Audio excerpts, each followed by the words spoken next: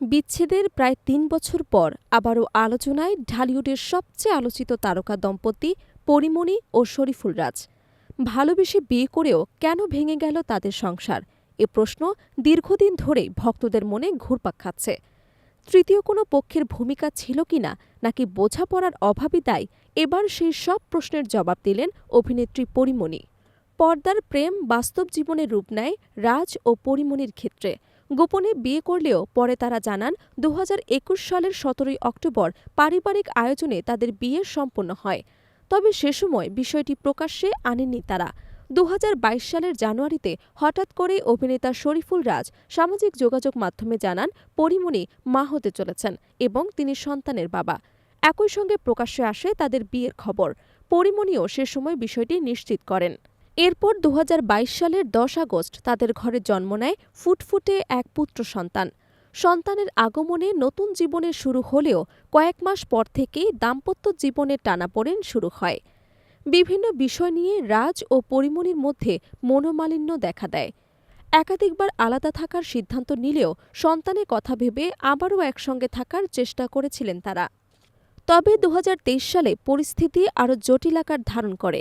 হঠাৎ করে শরীফুল রাজের ফেসবুক আইডি থেকে কয়েকজন চিত্রনায়িকার ব্যক্তিগত মুহূর্তের ভিডিও প্রকাশ পায়।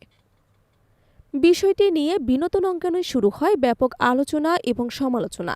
এই ঘটনার পর দাম্পত্য জীবনে নতুন করে অশান্তি দেখা দেয় এবং রাজ বাসা ছেড়ে চলে যান।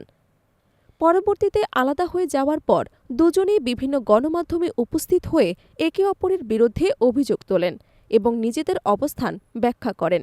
রাজের বিরুদ্ধে পরকীয়ার অভিযোগও সামনে আসে। সবকিছু মিলিয়ে ২০২৩ সালের শেষের দিকে অনানুষ্ঠানিকভাবে তাদের বিচ্ছেদ কার্যকর হয়। তবে বিচ্ছেদের পেছনে তৃতীয় কোনো পক্ষের ভূমিকা ছিল কিনা, এ নিয়ে দীর্ঘদিন ধরেই গুঞ্জন ছিল।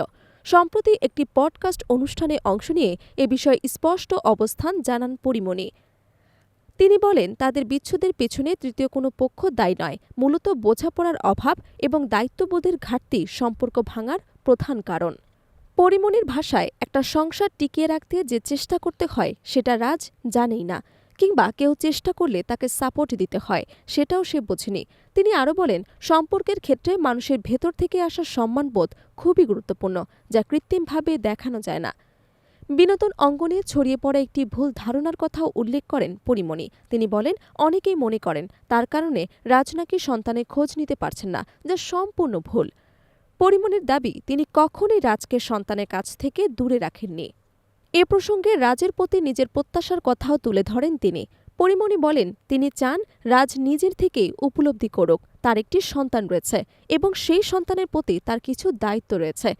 কাউকে কিছু প্রমাণ করার জন্য নয়, নিজের বিবেক থেকেই সেই দায়িত্ববোধ আসা উচিত। বর্তমানে দুজনই নিজের অভিনয় ক্যারিয়ারে নিয়ে ব্যস্ত সময় পার করছেন।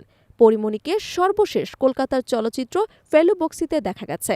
পাশাপাশি সম্প্রতি রবীন্দ্রনাথ ঠাকুরের ছোট গল্প শাস্তি অবিলম্বনে নির্মিত একটি নামের সিনেমায় চুক্তিবদ্ধ হয়েছেন তিনি। অন্যদিকে শরীফুল রাজকে বড় পর্দায় সর্বশেষ দেখা গেছে গত ঈদে মুক্তি পাওয়া ইনসাফ সিনেমায়। সব মিলিয়ে সম্পর্ক ভাঙলেও পরীমণি ও শরীফুল রাজ দুজনেই এখন নিজেদের জীবন ও ক্যারিয়ারকে নতুনভাবে এগিয়ে নেওয়ার চেষ্টা করছেন। তবে তাদের অতীত সম্পর্ক নিয়ে দর্শক ও ভক্তদের আগ্রহ যে এখনও ফুরিয়ে যায়নি তা আবারও প্রমাণ হলো। Desk report, Dhaka.